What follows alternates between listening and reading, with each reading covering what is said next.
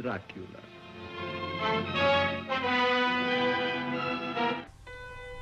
Ever since the dawn of film and literature, vampires have been a topic of interest for all of mankind. The idea of the vampire has evolved from being horrific to being fashionable and sexy.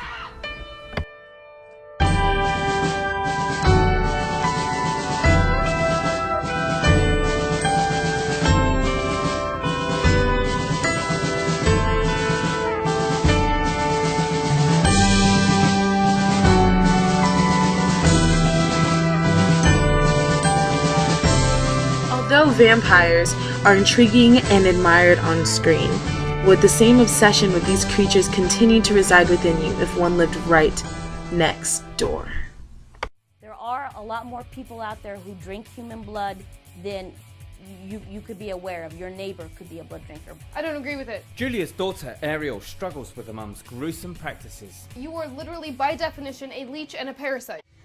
In modern day society, it is hard for anyone to fit in. However, it is notably more difficult for vampires to be respected. Real vampirism is not only a disorder, but also a lifestyle. As many fans as fictional, glorified vampires have, those who struggle with medical vampirism are often shunned or deemed unworthy. Unlike fictional vampires, real vampires are simply humans with an altered chromosome. Similar to those with HIV, vampires have a chromosome called VHER. This mutation causes a lack of energy, which then needs to be supplemented through a variety of practices.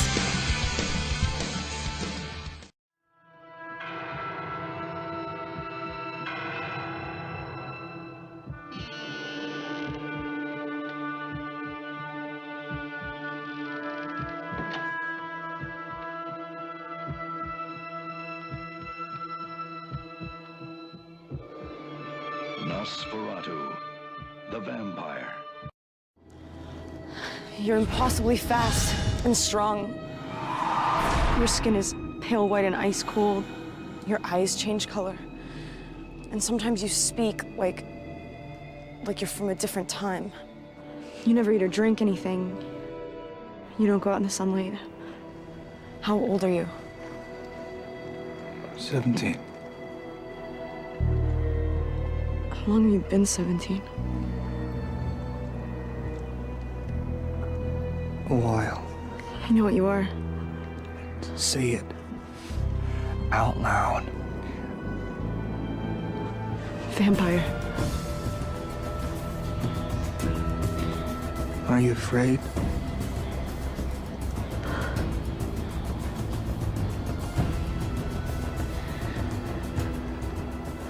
No. Both of these interpretations may hold true for fictional vampires, but the reality of those living with vampirism is that they have very little to nothing in common with the Cullens.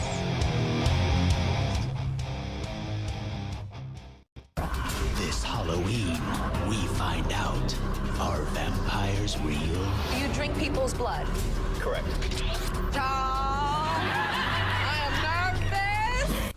There are many types of real vampires, some of which include sanguinarian, pranic, hybrid, and sexualized vampires.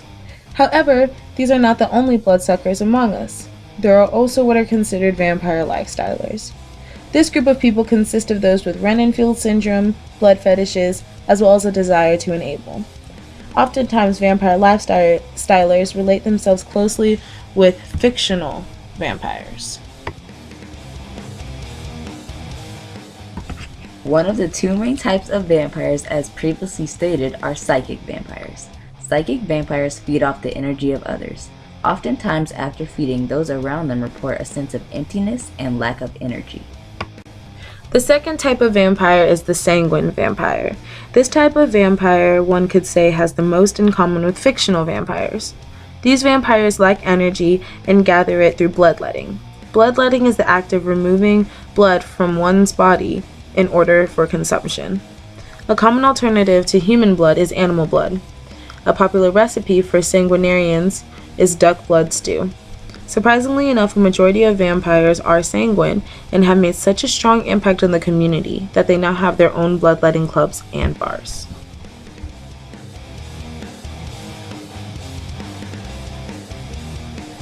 The final main type of vampire is sexual.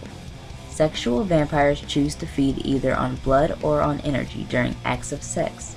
The only time they can feed is when they're having intimate interactions with someone else. This is thought to be the most fake type of vampire.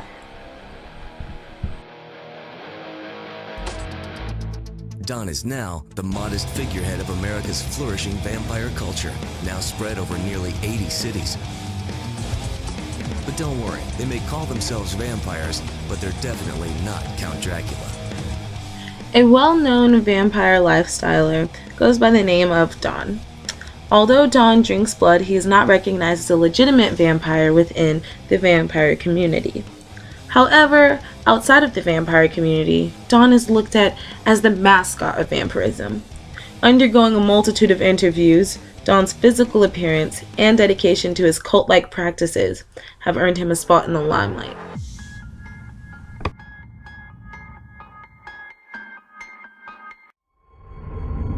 My father was a great man. A hero, so they say. Sometimes the world doesn't need another hero. Sometimes what it needs is a monster.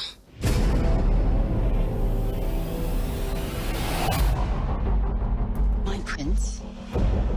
I've missed you. Something troubles you. The Sultan is preparing for battle and requires 1,000 boys for his army, including your son. Run to your mother. Look away! You can't protect us. I'll find a way.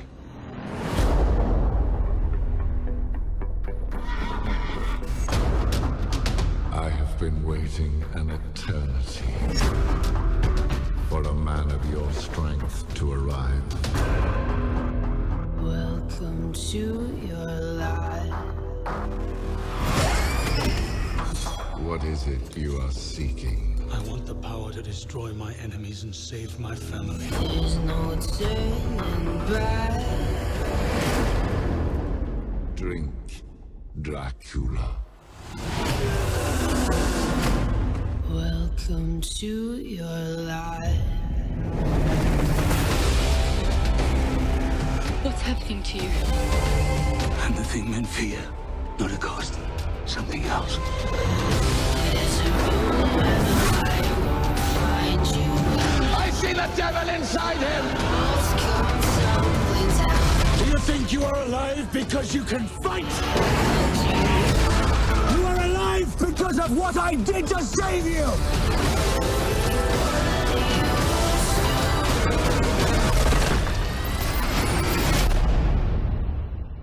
The world. Never forget who I am.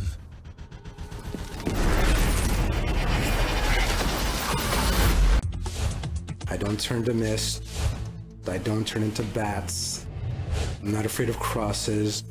And I have no. A common misconception for real vampires is that they have certain fears to do with fictional vampires.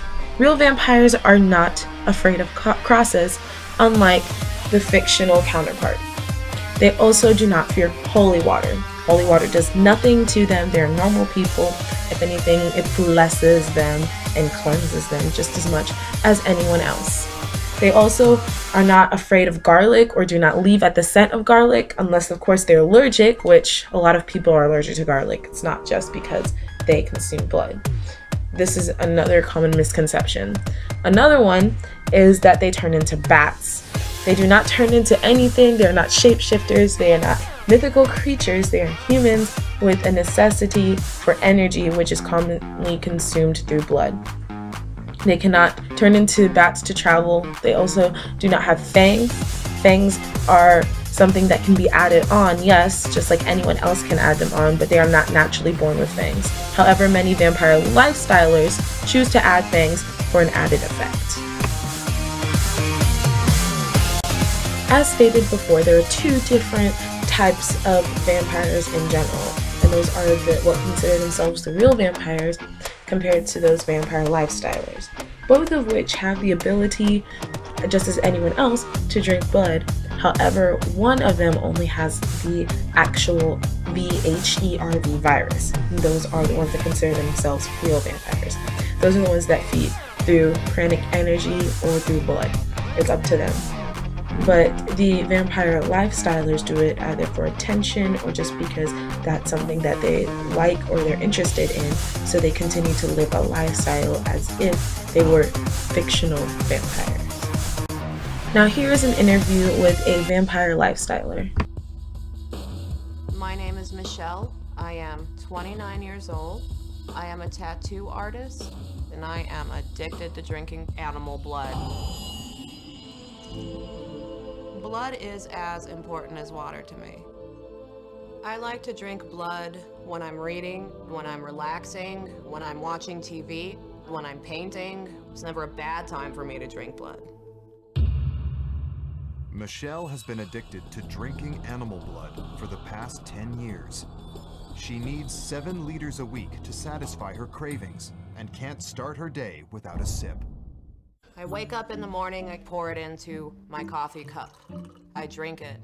I get energized. I like to cook with blood.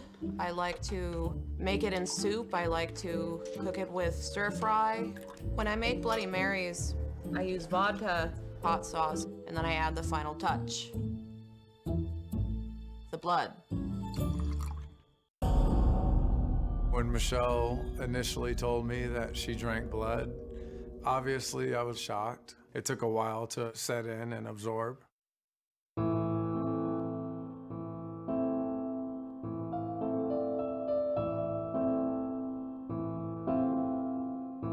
I prefer pig's blood to beef blood because I prefer the gaminess.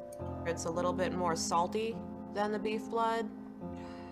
The consistency is like that of wine. It's just slightly thicker.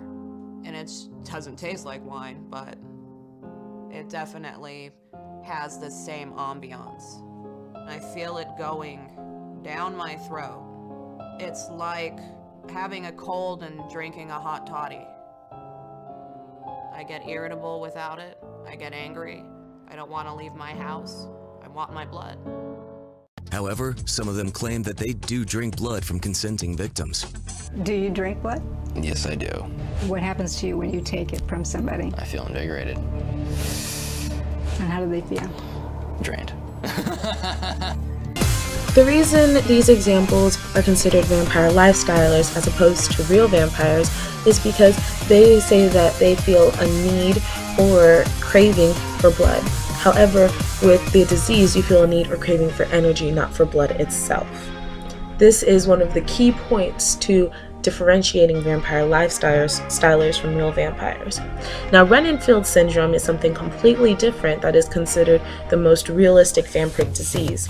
That is one as well with cravings, such as with fetishes or enabling. Enabling are people who attempt to be real vampires by forcing themselves into liking blood. This is more of an acquired taste than a need to those, which is why they are not considered real vampires. Julia's eldest daughter, Ariel, also struggles with her mum's ghoulish practices. I don't agree with it, and you know I don't. If you want to be a vampire, you are literally, by definition, a leech and a parasite. Absolutely, that is correct. And why would you be proud of being that? Because the people that I take from want me to do that to them. Doesn't matter if they want it.